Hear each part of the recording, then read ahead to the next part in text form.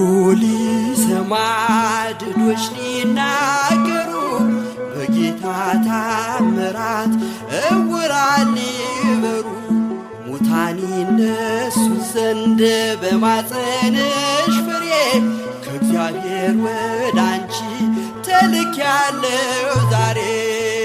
የመላእክት አለቃ ገብርኤል ላከው ኃያሉ እግዚአብሔር በሰማያት ያለው የባሕሪ ልጄ ወደ አንቺ ይመጣል ብለህ ለጽዮን ልጅ ንገራት ለድንግል።